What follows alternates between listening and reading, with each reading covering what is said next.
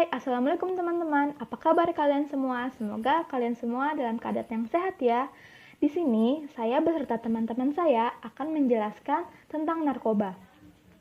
Sebelumnya, kami akan memperkenalkan diri kami masing-masing. Hai, nama saya Azara Putri Anggini. Nama saya DML Putri. Perkenalkan, nama saya Ahmad Redianor. Saya Mustafa Gies akan Perkenalkan, nama saya Hafiz Dwi Yuliarto. Nama saya Matabil Karim. Dan kami dari kelas 11 MIPA 2.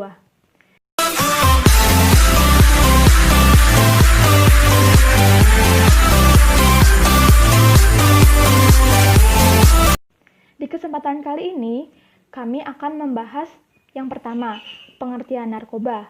Yang kedua, ada jenis-jenis narkoba.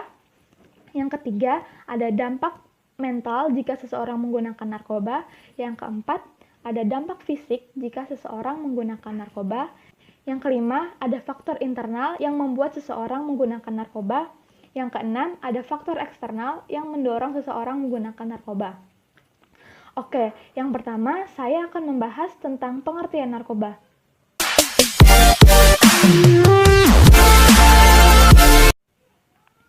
Narkoba merupakan narkotika obat-obatan terlarang. Nah, narkotika sendiri itu merupakan suatu zat atau obat yang bersifat alamiah, sintesis maupun semi-sintesis yang menimbulkan efek penurunan kesadaran, halusinasi, serta daya rangsang. Menurut Undang-Undang Narkotika Pasal 1 Ayat 1 menyatakan bahwa narkotika merupakan zat buatan atau zat yang berasal dari tanaman yang menimbulkan efek penurunan kesadaran, halusinasi, serta daya rangsang. Obat-obatan tersebut dapat menimbulkan efek kecanduan jika seseorang menggunakannya secara berlebihan. Pemanfaatan obat ini sebenarnya untuk meredakan rasa nyeri sehingga memberikan efek ketenangan. Tetapi apabila penggunaannya secara berlebihan, maka akan dikenai sanksi. Sanksinya itu dapat berupa penjara maupun denda.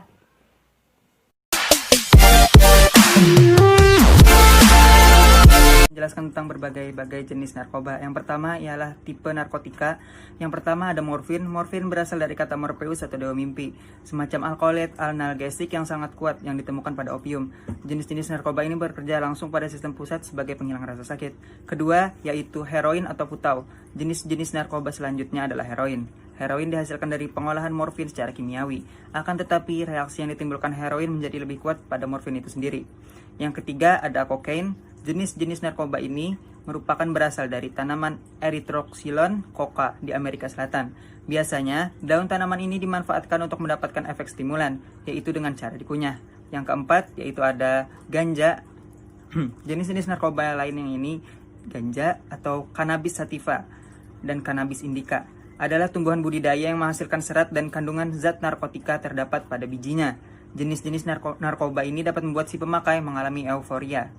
Yang kelima ada LSD. Jenis-jenis narkoba ini tergolong dalam halusinogen, biasanya berbentuk lembaran kertas kecil kapsul atau pil. Keenam ada opiat atau opium. Jenis-jenis narkoba ini berbentuk bubuk yang dihasilkan oleh tanaman yang bernama Papaver somniferum. Kandungan morfin dalam bubuk ini biasa digunakan untuk menghilangkan rasa sakit. Yang ketujuh ada kodein. Salah satu jenis narkoba ini yaitu sejenis obat batuk yang biasa digunakan atau diresepkan oleh dokter. Namun obat ini memiliki efek ketergantungan bagi si pengguna.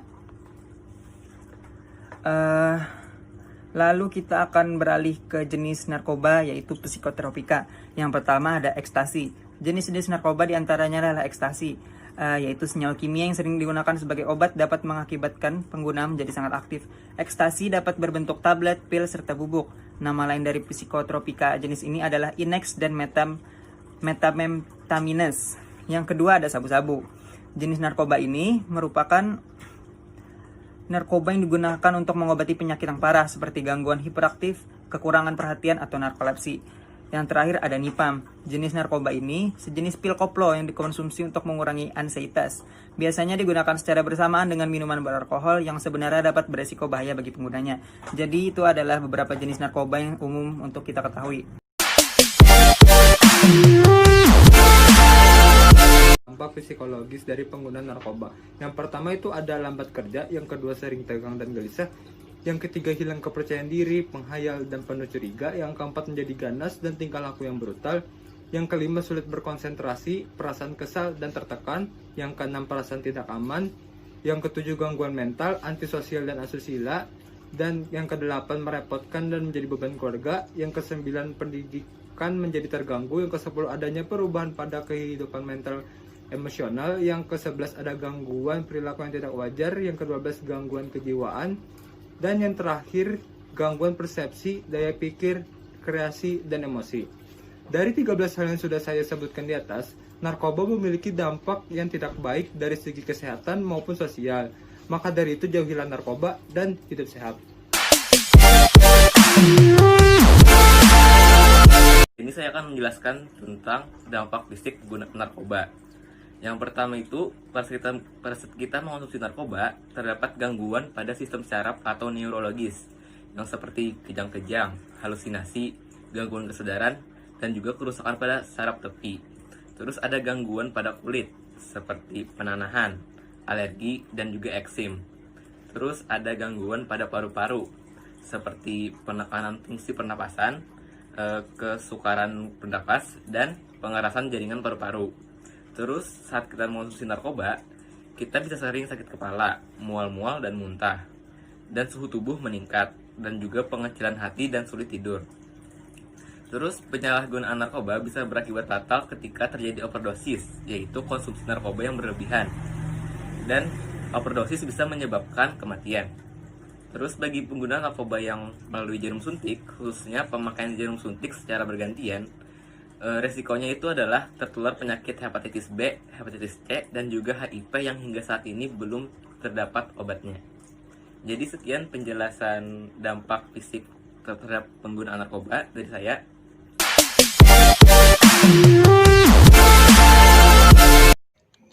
Faktor internal penyalahgunaan narkoba. Yang pertama, kurangnya perhatian dari orang tua. Kedua, kurangnya kasih sayang dari orang tua. Ketiga, kurangnya pengawasan oleh orang tua. Keempat, merasa tertekan pada diri.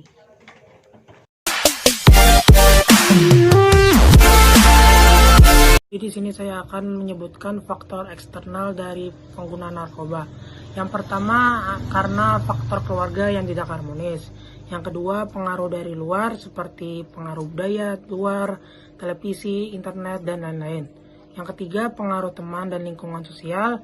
Dan yang terakhir, karena dasar agama yang tidak kuat. Mencegah penyalahgunaan narkoba, yang pertama, menjalin komunikasi tentang bahayanya narkoba. Yang kedua, melakukan hal positif. Yang ketiga, menciptakan keharmonisan keluarga. Yang keempat, memperdalam ilmu agama. Yang kelima, berikan contoh kasus yang nyata.